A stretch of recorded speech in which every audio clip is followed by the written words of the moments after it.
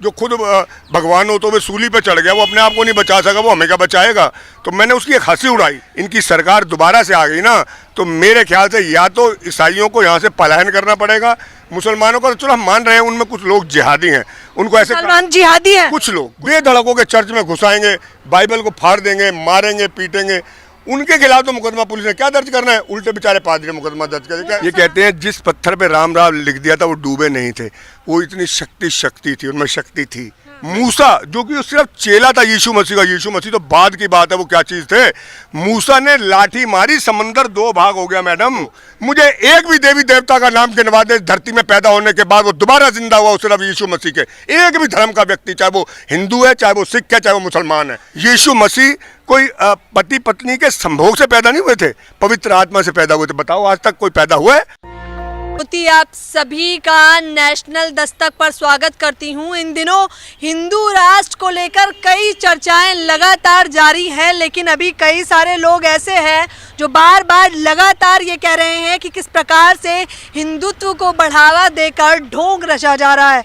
जी हाँ, आपने बिल्कुल सही सुना। इस वक्त मेरे साथ प्रदीप जी मौजूद हैं जो कई सारे बड़े खुलासे करेंगे हिंदू राष्ट्र को लेकर, हिंदुत्व को लेकर, और किस प्रकार से जातियों में लोगों को अभी भी बांटा जा रहा है, किस प्रकार से ब्राह्मणवादी सोच को बढ़ावा दिया जा रहा है। क्या कहना चाहेंगे प्रदीप जी? सबसे पहले तो आपके नेशनल दस्तक का मैं तहे दिल से शुक्रिया अदा करना चाहूँगा कि मैंने पहला ही ऐसा चैनल पिछले 10 सालों में देखा है, चाहे इस समय 100 चैनल से ऊपर हैं, लेकिन आज तक किसी चैनल के एंकर की हिंदू लोगों से वो सवाल करने की हिम्मत नहीं जो आपके नेशनल दस्तक के शंभू जी कर रहे हैं। मैं तो चाहता हूँ इनको एक दिन हम अंबाला हरियाणा में बुला के इस नेशनल दस्तक के शंभू जी का और इनके एक मुद्दे पर आइए। ये कहते हैं कि मैम हिंदुत्व खतरे में है। मैं आपको सबूत दिखाता हूँ।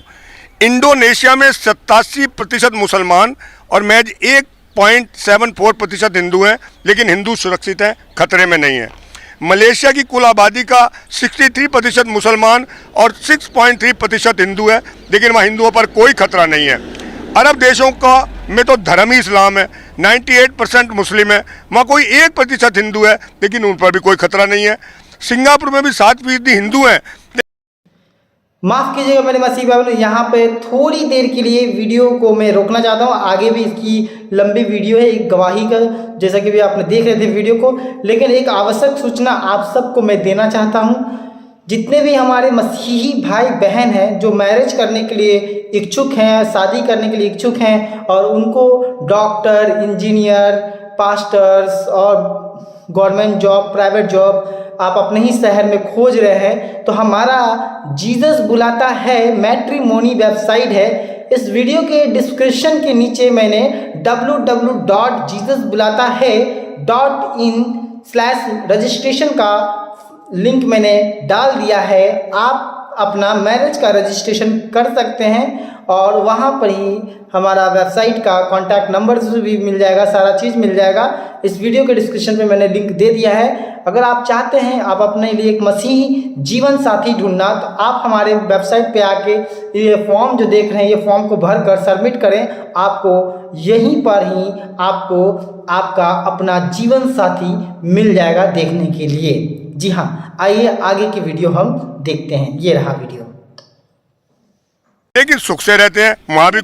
ये जो पर्चा है ये मुझे दिखा रहे हैं कि भारत में ही क्यों, कि लिखा है भारत में ही क्यों अचानक हिंदू खतरे में है। इस पर्चे में कई सारे राज्य लिखे हैं, कई सारे देश लिखे हैं, कई सारी जगहें लिखी हैं, और ये बताने का प्रयास किया जा रहा है कि वहाँ पर हिंदुओं की संख्या अधिक नहीं है, बावजूद इसके वो लोग वहाँ पर खतरे में नहीं है। लेकिन भारत में तो सबसे अधिक संख्या हिंदुओं की ही है, हिंदुत्व की ही है, सनातनियों की ही है, जो लोग बार बार कह रहे हैं। उसके बावजूद हिंदू खतरे में कैसे है? अब मैम ये देखिए, यहाँ से इस भारतवर्ष से मेरे हिसाब से लाखों हिंदू भाई, मुस्लिम भाई, सिख भाई फॉरेन में गए हुए हैं। वहाँ तो टोटली क्रिश्चियन है। वहाँ तो ये या तो क्रिश्चियनों के साथ नौकरी करते हैं उनके यहाँ जाकर, या बिजनेस करते हैं। आज तक आप इतने बड़े चैनल के रिपोर्टर हैं मैम, आज की तारीख तक हमने नहीं सुना कि यहाँ से लाखों लोग वहाँ पर जाकर नौकरी कर रहे हैं, बिजनेस कर रहे हैं। यहाँ के गए किसी हिंदू को आज तक उन्होंने वहाँ पर उसका धर्म परिवर्तन नहीं करा। जहाँ टोटल का टोटल साम्राज्य क्रिश्चियनों का है, वहाँ तो किसी और सरकार से पूछने की भी जरूरत नहीं है। यहाँ आपका कौन धर्म परिवर्तन करवा रहा है? कोई धर्म, मैं खुद हिंदू परिवार से था मैम, 92 में शिवसेना का प्रेसिडेंट था। मैंने अपनी मर्जी से अपना धर्म परिवर्तन करा है। मैंने एक क्रिश्चियन लड़की से शादी करी थी, ये कहते हैं धर्म परिवर्तन कराते हैं। 84 में मेरी शादी हुई थी। सन 2001 तक मेरी पत्नी की कभी हिम्मत नहीं पड़ी थी मुझे ये कहते मंदिर चलो या गुरुद्वारे चलो। मैं जबकि 5-5, 6-6 घंटे पूजा पाठ करता था, 9 आरतियाँ मैं जब तक कर नहीं लेता था मेरी दिनचर्या शुरू नहीं होती थी। कहना मंदिर में पुजारी लेट हो जाता था, मैं उससे पहले पहुंचा होता था। 2001 में मैं क्यों करा आपने, क्रिश्चियन में क्यों? मैं बताता हूँ मैम, 2001 में मेरी जवान बेटी +2 में पढ़ रही थी जीसस मैरी कॉन्वेंट स्कूल में। वो अपने नाना नानी के पास करनाल गई हुई थी और सड़क क्रॉस करी थी मोपेड से। एक ट्रक ने उसके छींतरे उड़ा दिए, कुचल दिया था मेरे बच्चे को, सिर्फ खोपड़ी रह गई थी। उसके बाद उसकी खोपड़ी मेरी आंखों से हटती नहीं थी। मेरी दिन की शुरुआत नशे से होती थी। अगर मैं 5 बजे उठता तो मुझे नशा चाहिए, और रात को जब तक मेरी गर्दन नहीं लग जाती तब तक मैं नशा करता था। एक दिन मेरी पत्नी ने बड़ी डरते हुए मुझसे आके कहा, क्योंकि वो जानती थी कि मैं हिंदू को कितना कट्टर हिंदू, उसने मुझे फिर भी डरते हुए कहा, अगर कहो तो घर पे किसी पादरी को प्रार्थना के लिए बुलाएं। मगर तेरा पादरी क्या करेगा, हमारे 33 करोड़ देवी देवता हैं, वो नहीं कुछ कर पाए। जब से मैंने तेरे से शादी करी मेरे सारे परिवार वालों ने मुझे छोड़ दिया, मेरी जवान बेटी चली गई, क्या तुम्हारा वो करे? कहती चलो मैं भी तो आपके साथ मंदिरों में, गुरुद्वारों में, पीरों पर जाती रही हूँ, आप वो पादरी आएंगे। मैंने कहा मैं माफ़ कीजिएगा मेरे मसीह भाई, यहाँ पे थोड़ी देर के लिए वीडियो को मैं रोकना चाहता हूँ। आगे भी इसकी लंबी वीडियो है एक गवाही का, जैसा कि भी आपने देख रहे थे वीडियो को। लेकिन एक आवश्यक सूचना आप सबको मैं देना चाहता हूँ। जितने भी हमारे मसीही भाई बहन हैं जो मैरिज करने के लिए इच्छुक हैं, शादी करने के लिए इच्छुक हैं, और उनको डॉक्टर, इंजीनियर, पास्टर्स और गवर्नमेंट जॉब, प्राइवेट जॉब आप अपने ही शहर में खोज रहे हैं, तो हमारा जीसस बुलाता है मैट्रिमोनी वेबसाइट है। इस वीडियो के डिस्क्रिप्शन के नीचे मैंने www.jesusbulatahai.in/रजिस्ट्रेशन का लिंक मैंने डाल दिया है। आप अपना मैरिज का रजिस्ट्रेशन कर सकते हैं, और वहाँ पर ही हमारा वेबसाइट का कॉन्टैक्ट नंबर भी मिल जाएगा, सारा चीज़ मिल जाएगा। इस वीडियो के डिस्क्रिप्शन में मैंने लिंक दे दिया है। अगर आप चाहते हैं आप अपने लिए एक मसीही जीवन साथी ढूंढना, तो आप हमारे वेबसाइट पे आके ये फॉर्म जो देख रहे हैं, ये फॉर्म को भर कर सबमिट करें। आपको यहीं पर ही आपको आपका अपना जीवन साथी मिल जाएगा देखने के लिए। जी हाँ, आइए आगे की वीडियो हम देखते हैं। ये रहा वीडियो।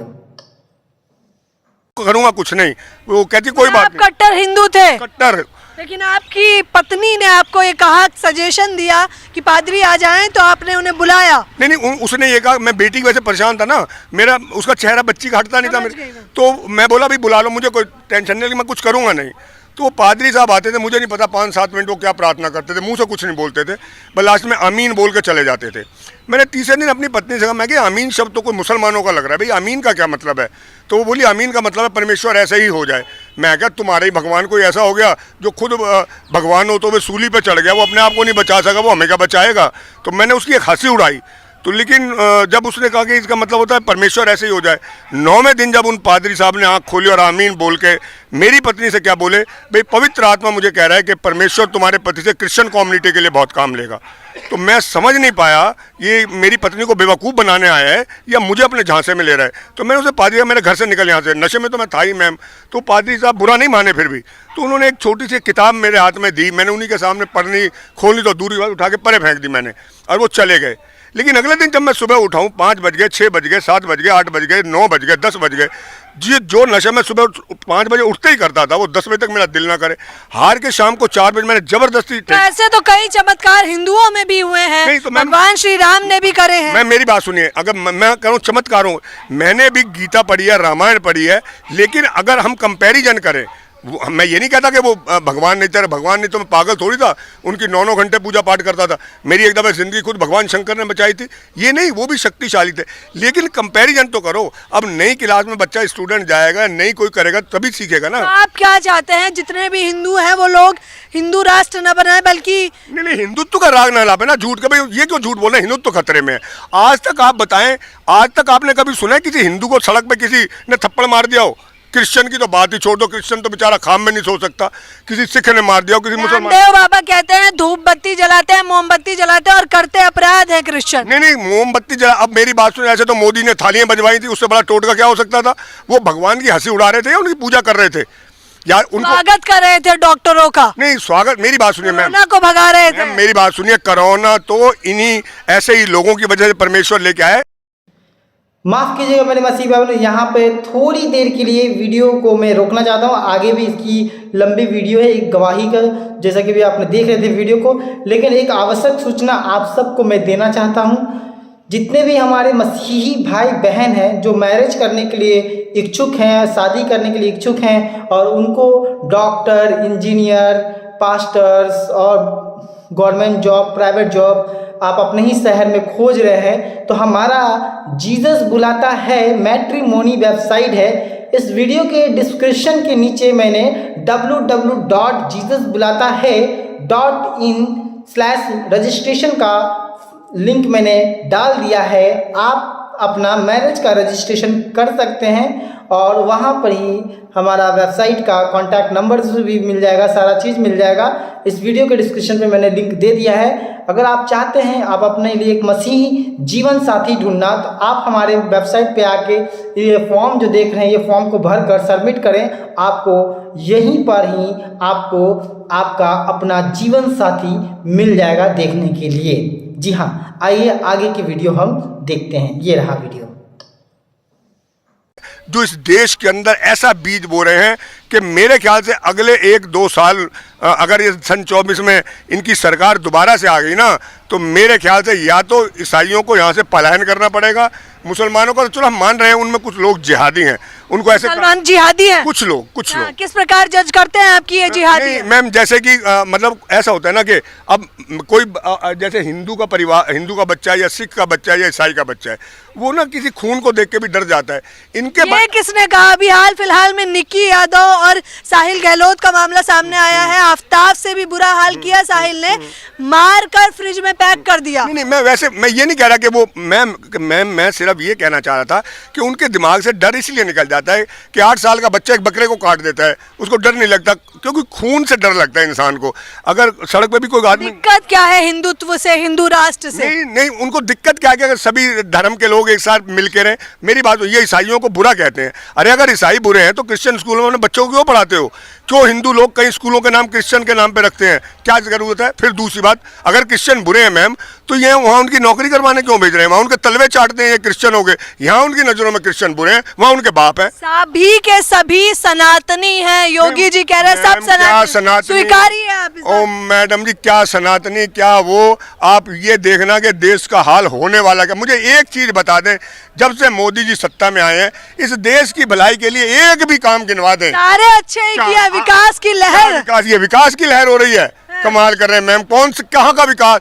लाख एक फलाने खाते में आएंगे उनके। देखिए जो उज्ज्वला योजना अपने लिए लाए मैम, जनधन खाता किसने? एक बात सुनो मैम, उज्ज्वला योजना से ज्यादा इस देश के लोगों को एक साल में 10 लाख करोड़ का इन्होंने बांटने का वो होगा, यही हुआ होगा ना? इससे ज्यादा तो नहीं होगा। उससे ज्यादा तो इनके बंदे ले लेके भाग रहे हैं इस देश से।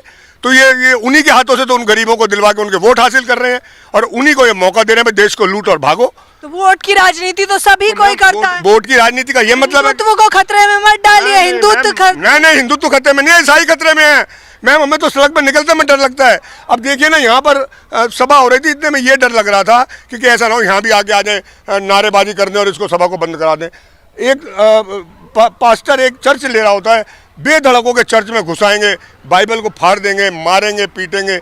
उनके खिलाफ तो मुकदमा पुलिस ने क्या दर्ज करना है? उल्टे बेचारे पादरी मुकदमा दर्ज कर दिया। तो सनातनी है ना, सनातनी है। ऐसे सनातनी के एक बात सुनिए, ये तो अपने आप भगवानों को खुद नाराज कर रहे हैं। साईं बाबा जी जब तक जिंदे थे मैडम, उन्होंने हर जगह ये कहा था, मेरे मरने के बाद कोई मेरा मंदिर ना बनवाना। ये साईं बाबा जी के कथन है जो बुजुर्ग बताते। आज कम से कम 2 लाख मंदिर भारतवर्ष में साईं बाबा का बन चुका है। तो अब ये बताएं कि साईं बाबा उसके इन काम से खुश हो रहे होंगे या वो रो रहे होंगे? अंबेडकर जी ने संविधान बनाया कि इस देश में सबको समान अधिकार मिले हैं। आर्टिकल 25 में हमें भी अधिकार, सबको तो मिल गया है अधिकार, सबका विकास का नारा ले रहे हैं। आर्टिकल 25 के अंदर ये आज़ादी है कि कोई भी अपने धर्म को जिस मर्जी धर्म में आस्था रख सकता है, जिसकी मर्जी पूजा पाठ कर सकता है। हमारे ही लिए क्यों हनाना है? हमारे तो चर्च के जो पादरी हैं उनकी संपत्ति की जांच तो हो रही है भाई, वो कहाँ से पैसा आ रहा है, क्या कर रहे हैं। आज तक किसी हिंदू में जितने हिंदुओं के मंदिर में पुजारी हैं उनकी आज तक जांच हुई है? आस्था को ठेस पहुंचा रहे हैं आप उनकी। आस्था कमाल है, आप वो हमारी जिंदगियों को निकल रहे हैं, हम उनकी आस्था को भी ठेस ना पहुंचाएं। कमाल है मैडम, कैसे हैं? उनकी आस्था किस बात की आस्था है? आस्था वो होती है जो भगवान से डर के किसी में आए। अगर वो आस्था अपने लिए कर रहे हैं, अपने हम के लिए कर रहे हैं, तो प्रभु भी देख रहा है, वो न्यायी है। बाइबल में तो लिखा हुआ है, हमें तो ये हौसला है, बाइबल में 365 बार लिखा है मत डर मत डर मत डर। तो ये तो कई इनके तो छोटे छोटे चमत्कार हैं। एक दफ़ा मेरा एक हिंदू भाई है, वो बहुत कट्टर नेता है। एक दफ़ा मैंने उससे बड़े प्यार से पूछा, यार तुम बुरा ना मानना भाई, जैसे हम भी पूछते हैं तुम भी पूछते हो, यार चलो कंपैरिजन करते हैं थोड़ा सा कि भाई तुम हमें इतना बुरा कहते हो। कोई कंपैरिजन नहीं चाहिए, सिर्फ श्री राम को मानिए, सनातनी है, हिंदू राष्ट्र बनेगा। मैं मेरी बात सुनिए, ये बात कहते हैं बुरा ना मानना, प्रभु मुझे माफ़ करे क्योंकि मैं भी भगवान राम का बहुत अनंत भक्त रहा हूँ। ये कहते हैं जिस पत्थर पे राम लिख दिया था वो डूबे नहीं थे, वो इतनी शक्ति थी, उनमें शक्ति थी। मैं इस बात का लेकिन वो बाइबल का एक प्रसंग तो पढ़ लें। बाइबल के अंदर एक सीन ऐसा आ गया था कि 40 लाख लोगों को लेकर मूसा जा रहा था, पीछे से सेना आ गई, आगे समंदर था। समंदर एक ऐसी चीज़ है जिसकी तह नहीं दिखती है। मूसा जो कि सिर्फ चेला था यीशु मसीह का, यीशु मसीह तो बाद की बात है, वो क्या चीज़ थे। मूसा ने लाठी मारी, समंदर 2 भाग हो गया। मैडम किसी कटोरी का पानी 2 भाग तो करके दिखा दो। ऐसे तो सियावर रामचंद्र ने कईयों ऐसे चलो सारी बात करे हैं। सारी बात छोड़ दो, मुझे एक भी देवी देवता का नाम गिनवा दे धरती में पैदा होने के बाद वो दोबारा जिंदा हुआ सिर्फ यीशु मसीह के। एक भी धर्म का व्यक्ति, चाहे वो हिंदू है, चाहे वो सिख है, चाहे वो मुसलमान है, मुझे ये दिखा दे, मैं अपनी गर्दन कटा दूंगा कि मरने के बाद कौन जिंदा हुआ है। हिंदुओं में ये जरूर है 7 व्यक्ति आज भी जिंदा है, वो मरे नहीं है, लेकिन मरे तो नहीं है ना। मरेंगे, मरने के बाद जिंदा हो फिर मानेंगे ना हम। भगवान तो हमारे आसपास है, आपके भगवान मैम कहना, दिखाई नहीं देता। मैम एक बात बताइए, बुरा ना मानना, आप एक महिला हैं, मेरे बेटी की तरह हैं, आपने आज तक कहीं सुना है साइंस में कि 90 साल के आदमी का बच्चा पैदा हो जाता हो? सुना है? सारा और अब्राहम को 90 साल की उम्र में बच्चा पैदा हुआ।